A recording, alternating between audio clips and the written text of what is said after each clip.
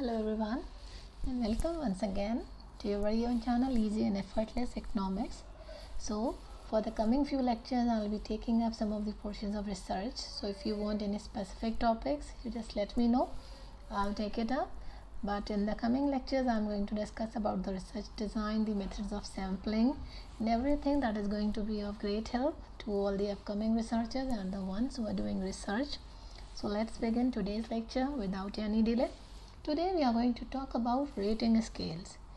There is a slight confusion regarding the rating scales, but stay tuned till the end and definitely you are going to clear all your doubts and every confusion about the rating scale. Let's see what actually is a rating scale and how it is important for the research. A scale is basically a device or an object used to measure or quantify an event or object. Means basically it's a device or an object which is used to measure, and this scale is basically used for measuring two types. And what are those types? Scales for measuring variables and scales for measuring attitudes. This thing you need to be very specific, that when we talk about rating scales, you know how to distinguish between the scales which are used for measuring variables and the scales which are used for measuring attitudes. So here you know scale is a measurement which is used for measuring two types of, you can say, categories. The one is variable and the other is attitude. So let's see what are these scales which are used for measuring variables. These are the scales which are used for measurement of variables. They are nominal scale, ordinal scale, interval scale and ratio scale.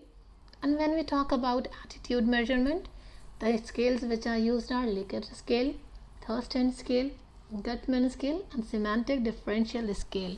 So these are the 8 scales that we are going to discuss in today's lecture. So let's take up each one of them individually. So these are the first scale: nominal, ordinal, interval and ratio. These scales are used for measuring variables.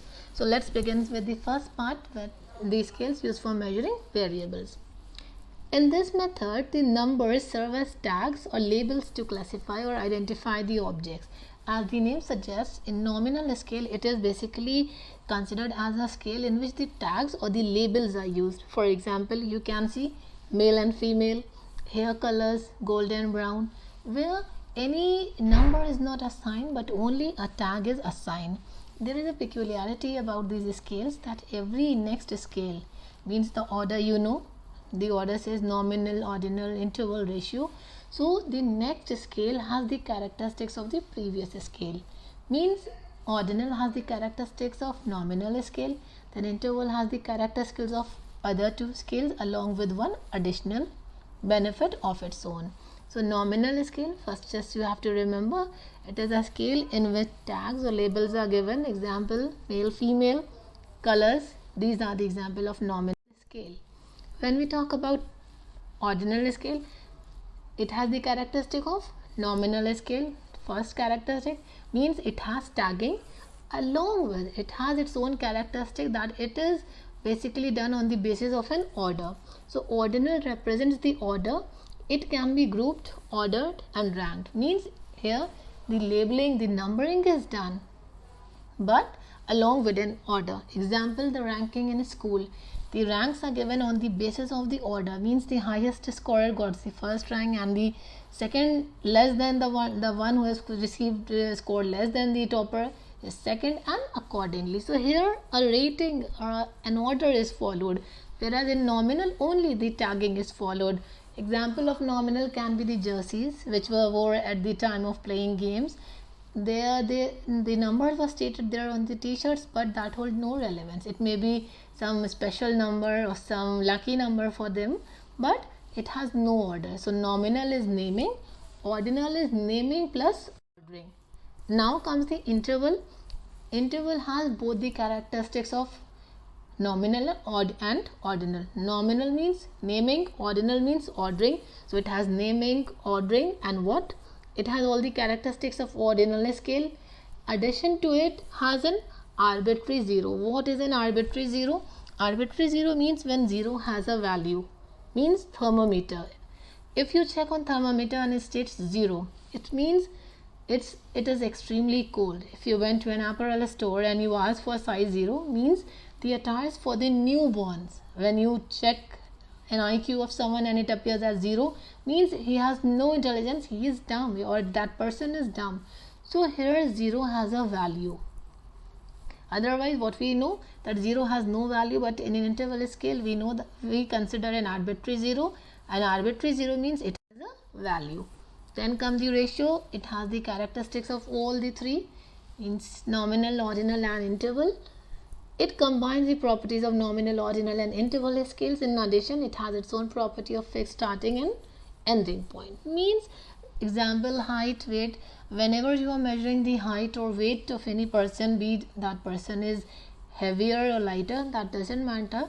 It will start from 0. The starting point will be the same for everyone, and then it will go accordingly. So these are the 4 scales. The things that you need to know about these scales are nominal, ordinal, interval and ratio. This is the order.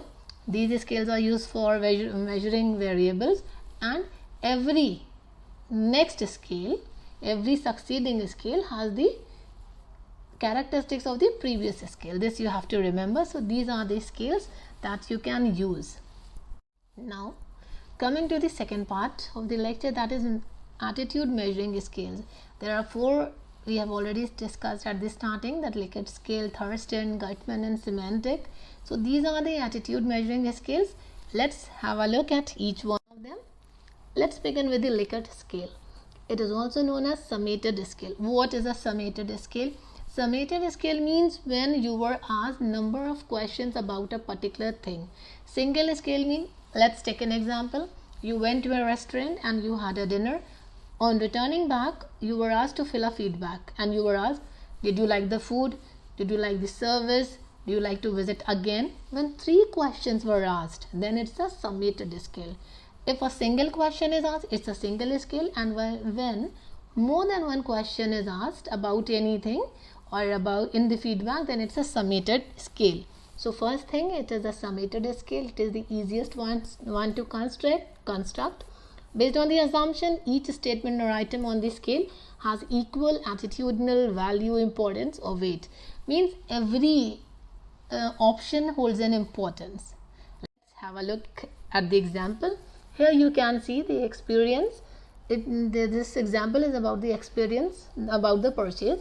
So about the product packaging and product design. Here you can see each of the option holds importance. Be it, if you look at the example, from very satisfied to very unsatisfied or dissatisfied, means every option holds a value, holds importance. It's up to you whether you are satisfied or not satisfied. So here it is said that it's a summated scale and each option holds a value. Here you can see 2 questions were asked, so it's a summated scale. When a single question is asked, it's a single scale. So that was Likert scale. Now Thurston is just an extension of Likert scale.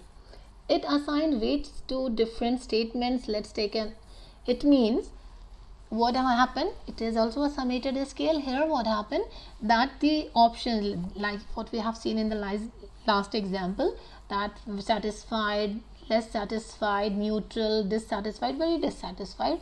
So here the value or the weight is assigned to each of the option. For example, neutral is 0, then 1, then -1. So accordingly the weights are assigned and the calculation is then done on the basis of the weight.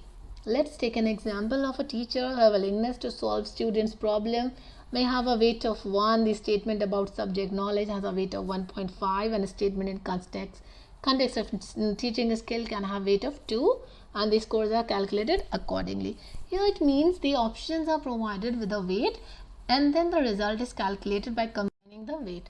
Let's have a look at the example. Here you can see 3 options and you can see 3 teachers, A, B and C, and the options are problem solving, subject knowledge and teaching skills.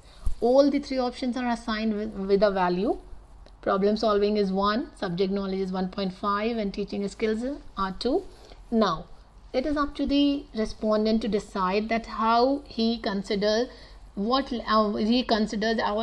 level he considers the teacher's problem solving skills or subject knowledge or teaching skills. So here you can see in the diagram, A, B and C. The problem solving is one for the C teacher because they believe that teacher holds more skills to solve the problem, and likewise for the subject knowledge and for the teaching skills. So here what happened, the result is combined and the result, and on the basis of the numbers or the weights, the result is calculated.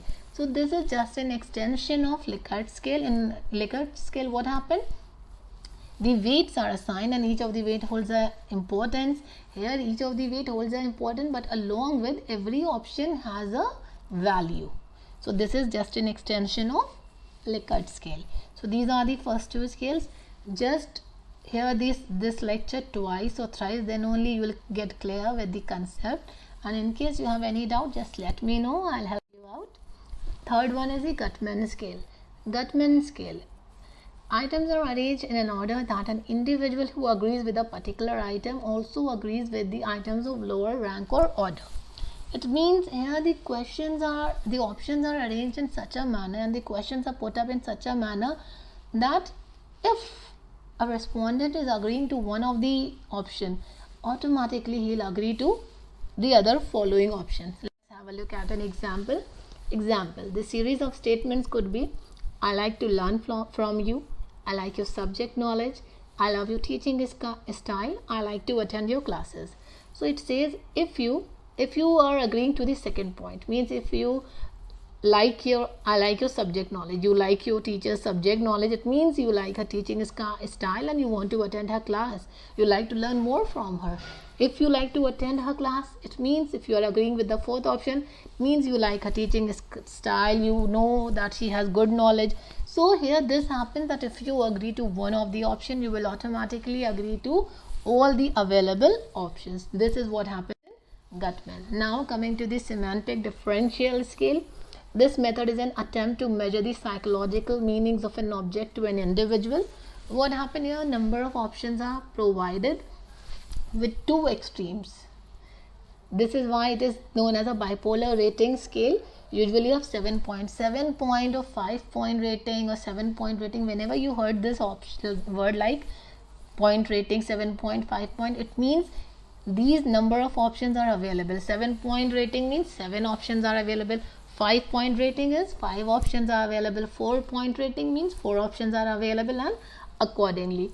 In this scale, what happens, the psychological mindset of the respondents are tried to be figured out, and how two extremes. It's a bipolar, means one value is taken at one side, means the weather is, how the weather is, hot, cold. One extreme is hot and the other is cold, and in between the 7 options are available, and that's up to the respondent to answer that whether he consider this weather hot or cold. So they have to answer accordingly. Let's have a look at the example. Here you can see having a cold, and the options are hard and easy, and in between it's a 7 rating scale, so 7 options are there 1 to 7. It's up to the respondent. If you are feeling cold, you can write yes, it's very cold. If you are not feeling, you can choose that option. So here the psychological perspective is observed. Just for an example, a glass is half filled or half empty. It's all about the perspective of the respondent. So here what happened, two extremes are given, and in between they have to select accordingly as per their mindset. And these are some of the scales which you can use while doing the research. You can decide which scale is most appropriate for your research or the work that you are doing. And these are the 8 scales for measuring variables, the first nominal, ordinal, interval and ratio, and the for measuring attitude, Likert, Thurston, Gutmann, and the last one is semantic. So just go through the lecture, and if you have any doubt, just let me know, I'll help you out. And believe me, this video is going to help you all in continuing or in processing with your research work, because at times we got so much confused by reading so many things. That's why I tried this effort, or I take this effort to make it more simpler and easier for the fellow researchers and their students, so that they can easily understand. So that's all for the day from my side. Keep studying, keep learning, and for any help, I'm always there for you. Thank you everyone. God bless you all.